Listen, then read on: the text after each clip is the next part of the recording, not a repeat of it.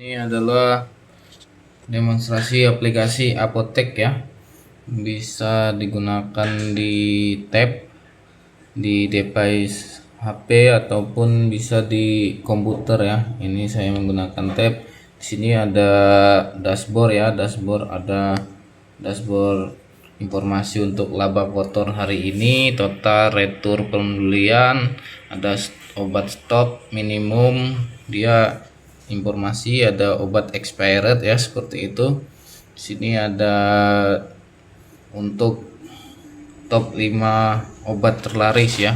Jadi menginformasikan ke admin di dashboardnya ada penjualan 14 terjual, amoxicillin 7 terjual ya, seperti itu ya. Sini untuk edit profile seperti ini ya. Untuk mengganti profile kita, username atau password untuk admin seperti itu ya.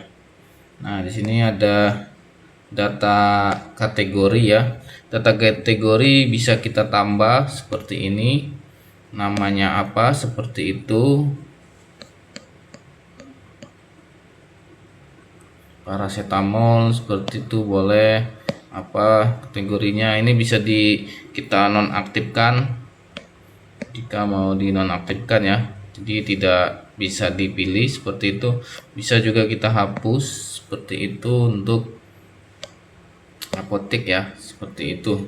Nanti di satuan, nah di satuan ini ada PCS, ada box, ada botol. Ini bisa ditambah juga datanya, misal ada penambahan seperti itu apa saja. Setelah itu ada supplier. Nah, di supplier ini bisa menambahkan data supplier ya. Ada nama supplier, alamat, nomor HP, email seperti itu ya. Ini ada bisa kita edit juga ataupun kita hapus juga seperti itu. Ada golongan obat. Sini obat seperti obat keras ya, seperti itu. Bebas terbatas seperti itu. Sini ada obat. Nah, untuk menu obat bisa kita tambahkan seperti ini. Jadi misalkan tambah data obat, bisa jadi kode obat untuk untuk apotek kita di aplikasi ini otomatis ya. Jadi kode obat otomatis by system generate, jadi tidak akan sama dengan kode obat yang berikutnya seperti itu yang kita input. Bisa generate barcode kalau memang mau ada barcode seperti itu. Nama obat seperti itu bisa dibikin apa, nama obat seperti itu ya. Ada paracetamol seperti itu, kategorinya bisa misalkan apa, analgesik. Kalau B satuannya tadi PCS, golongannya obat bebas, harga belinya berapa, misal bisa 5.000 seperti itu, otomatis ada rupiahnya ya, seperti itu. Harganya, harga jual misalkan 7.000 seperti itu ya. Stok minimum di gudang untuk mengingatkan, jadi kita ada informasi, jadi misalkan di bawah stok minimum atau mendekati stok minimum bisa dilihat seperti itu. Jadi bisa ditambahkan untuk mengantisipasi terjadinya kekosongan obat di gudang kita, di apotek kita ya, seperti itu. Lokasi rak misal R1 seperti statusnya aktif, kita tambahkan seperti ini nih. Ini datanya seperti ini ya. Datanya bisa kita edit seperti ini jika ada yang salah. Nah, bisa kita nonaktifkan datanya atau bisa kita aktifkan seperti ini ya. Nah, ini statusnya aktif. Setelah data obat ditambah, ada data penjualan seperti itu ya. Jadi memudahkan kita apotek ya, seperti itu. Di sini ada menu tambah penjualan, bisa misalkan nama otomatis ini ya. data penjualan kita. Nah, jadi paracetamol ada misalkan tadi 191 ya, di otomatis paracetamol atau pembeliannya 2 seperti itu. Bayarnya berapa tadi dia beli, misalkan uangnya 50.000, jadi kembaliannya 26.000 otomatis ya. Jadi simpan cetak, simpan. Kalau mau dicetak bisa. Nah, ini langsung bisa bentuknya seperti ini ya, bisa bentuknya printer mal, jadi menghemat kertas seperti itu ya, bisa untuk menghemat kertas.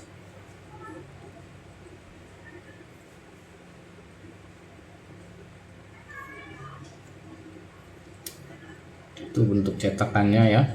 Setelah itu sudah transaksi, ada tadi transaksi penjualan, terus ada transaksi pembelian ke supplier seperti itu ya. Bisa kita, ini transaksinya ya, bisa kita tambah, misal nomor fakturnya berapa dari supplier ya, seperti itu. Tanggal berapa, misal tanggal hari ini tadi masuk dari Kalbe Farma seperti itu. Nah, otomatis nanti misalkan apa yang masuk, misalkan amoxilin seperti itu, batchnya berapa seperti itu.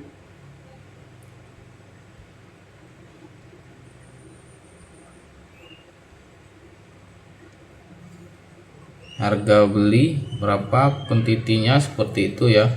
Jadi, nanti setelah itu disimpan. Nah, ini adalah data yang sudah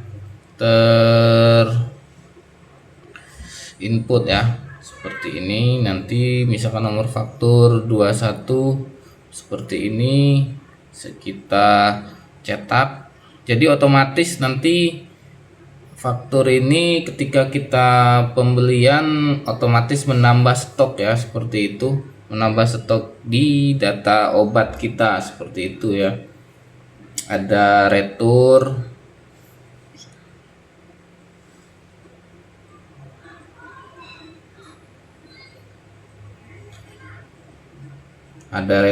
jadi retur gini ketika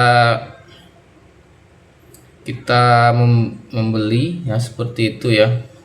Jadi ada retur, menu retur seperti ini dari supplier siapa, jadi kita misalkan, nah returnya berapa. Jadi ketika kita mengklik nomor faktur, memilih ya seperti itu, otomatis nanti barang apa saja yang sudah di pembelian di nomor faktur tersebut mau diretur seperti itu, tinggal ditambahkan saja seperti itu ya. Nah, ini ada pilih batchnya, berdasarkan batch bisa seperti itu. Nah, bisa kita cetak juga seperti ini ya, retur. Jadi kalau retur berarti mengurangi stok ya di gudang kita seperti itu. Bisa kita cetak juga seperti itu. Nah, di sini ada stok batch. Jadi stok batch itu ada informasinya seperti itu ya, ada informasi yang bisa dilihat. Ada total batchnya itu ada 9, hampir expired ada 1, expired itu sudah ada 2, stok obat sudah bisa kita filter ya, hampir expired seperti ini. Jadi nanti otomatis datanya, data yang expired, sudah expired seperti ini ya, udah expired, stok sudah habis statusnya ya. Di dashboard stok obatnya bisa memudahkan admin untuk melihat seberapa detailnya. Seperti ini ada detail stok obat seperti ini, berapa nama obatnya, masih status stoknya -1 malah ya, seperti itu, sisa stok 0 seperti ini. Jadi memudahkan kita untuk memonitoring. Nah, tak kalah pentingnya juga ada kartu stok ya, di sini kartu stok. Jadi kartu stok itu misalkan itu kita melihat seperti itu ya. Jadi histori riwayat seperti itu ya. Jadi dari obat masuk keluarnya seperti itu ya. Misalkan sini ada amoxicillin 500 gram ya. Nah,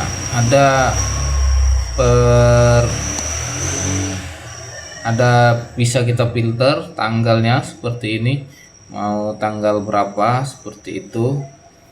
Nah, bisa juga kita download seperti ini ya, download untuk dicetak seperti itu ya.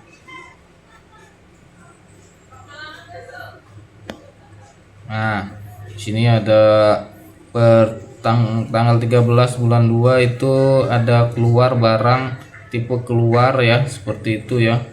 Ada, jadi misalkan ada keluar 100 seperti itu. Misal di sini ada juga misalkan ini tanggal 13 bulan 2 itu ada keluar obat 2 ya. Jadi ini jadi 98 otomatis mengurangi seperti itu ya transaksinya. Ini jadi 150 ini total sekarang seperti itu ya.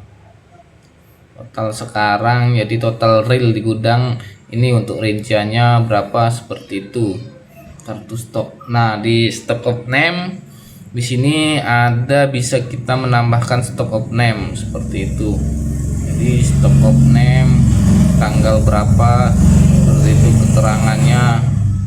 Nah, untuk stock of name misal amoxicillin ada expired berapa, stok fisiknya itu berapa seperti itu ya. Jadi kalau untuk mensinkronkan datanya seperti itu ya. Ada stock of name selesai, jadi tidak langsung selesai cait seperti itu, tapi di draft. Jadi tidak sentam ketika kita menyimpan, tidak langsung simpan itu, tapi di review bisa di dalam bentuk draft seperti itu. Apakah sudah sesuai? Jika sudah sesuai baru di finalis. Maksudnya di finalis yaitu disinkronkan nanti data stok obatnya sesuai dari stock of name seperti ini ya. Bisa kita print untuk laporan kita seperti itu ya. Nah, ada laporan di sini, ada lengkap sekali, ada menu laporan penjualan seperti itu. Bisa kita ekspor dalam bentuk Excel ataupun PDF seperti itu ya. Ini total transaksi penjualan kita seperti ini ya. Ada laporan pembelian kita, pembelian dari supplier seperti ini. Total pembelian, ada total HPP ya, harga pokok penjualan seperti itu, pembelian ya. Laporan stok juga ada seperti ini. Di stok obat di apotek kita berapa seperti itu, per nama obat ya, seperti itu ya. Total nama obatnya berapa, jadi total stok di ini berapa, total nilai uang kita yang berupa obat itu berapa seperti itu ya. Sangat memudahkan informasi ini untuk kita pelajari seperti itu ya. Data setting yaitu untuk pengaturan aplikasi seperti itu ya. Mungkin lucu aja reviewnya. Terima kasih.